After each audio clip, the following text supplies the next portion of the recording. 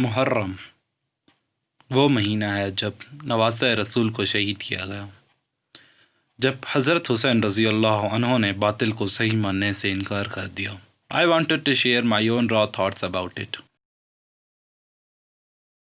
First, ہمیں کربلا کا واقعہ تو سننے کو ملتا ہے، لیکن یہ بہت کم لوگ بتاتے ہیں کہ حضرت حسین رضی اللہ عنہ کیوں گئے تھے کربلا۔ حضرت حسین رضی اللہ عنہ جہاد کی نیت سے نہیں گئے تھے۔ اگر جہاد کی نیت ہوتی تو شام کی طرف جاتے، جہاں یزید موجود تھا، اور عورتوں اور بچوں کو ساتھ نہ لے کے جاتے۔ انسٹیڈ حضرت حسین رضی اللہ عنہ کو سینکڑوں خط آ چکے تھے کوفہ کے لوگوں کی طرف سے، وہ آپ رضی اللہ عنہ کے ہاتھوں بیعت ہونا چاہتے ہیں۔ عبداللہ ابن عمر، عبداللہ ابن زبیر نے مشورہ دیا کہ کوفہ کے لوگوں کی زبان پکی نہیں، مین وہ مکر جائیں گے، اس لیے حضرت حسین رضی اللہ عنہ نے پہلے مسلم بن عقیل جو آپ کے کزن تھے انہیں بھیجا۔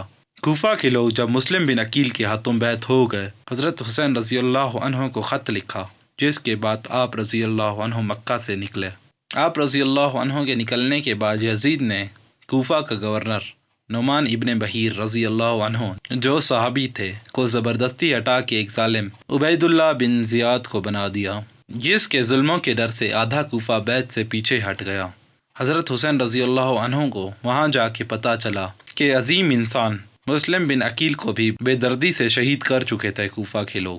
آپ رضی اللہ عنہ کو رستے میں ایک شاعر کہہ چکے تھے کہ کوفہ کے لوگوں کا دل بے شک آپ کے ساتھ ہو، لیکن ان کی تلواریں ابن زیاد کے ساتھ ہیں۔ جب وہاں پہنچے تو حسین رضی اللہ عنہ کو ابن زیاد کا ایک کمانڈر عمر بن سعد جو 1000 بندوں کے ساتھ تھا وہ ملا۔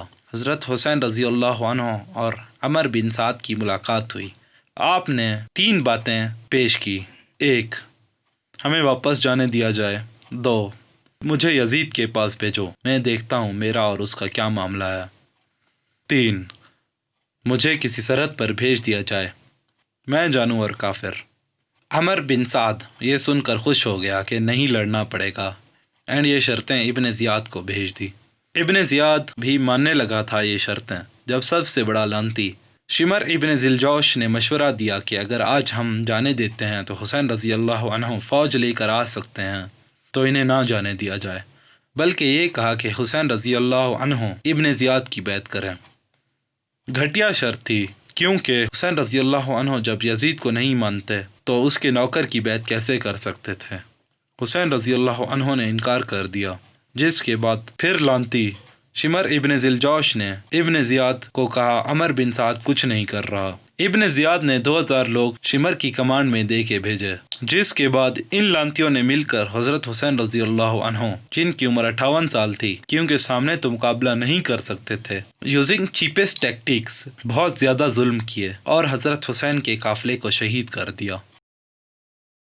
جب یزید تک پہنچا قافلہ تو یزید کو چاہیے تھا کہ کوفہ والے ابن زیاد، شمر، عمر بن سعد جیسوں کا سر قلم کرتا، لیکن اس نے کچھ نہیں کیا۔ 4 سال حکومت میں ایک حرکت بھی نہیں کی ان کے خلاف، مطلب یزید بھی ان کے ساتھ ملا ہوا تھا، اس لیے آج تک یزید غرق ہو رہا ہے۔ زینب رضی اللہ عنہ جو حسین رضی اللہ عنہ کی بڑی بہن تھی کی بددعائیں نے ان سب کو غرق ضرور کیا۔ ابن زیاد کا سر وہیں رکھا گیا جہاں اس بے غیرت نے حضرت حسین رضی اللہ عنہ کا رکھا تھا، اور ابن زیاد کا جسم کتوں کو چیرنے کے لیے دے دیا گیا۔ ہمیشہ حق کا ساتھ دینا چاہیے۔ حضرت حسین رضی اللہ عنہ کے سامنے 3000 کی فوج تھی۔ ہی رضی اللہ عنہ knew what was gonna happen، لیکن پھر بھی آپ نے باطل کو حق نہیں کہا۔ always stand with the right۔ اگر آپ کا باس، آفیسر، ٹیچر، کولیگ، حکومت کوئی بھی غلط ہے تو stand against them without considering the consequences۔ حق کا ساتھ دینا ہمیشہ مشکل ہوتا ہے اور باطل کا آسان۔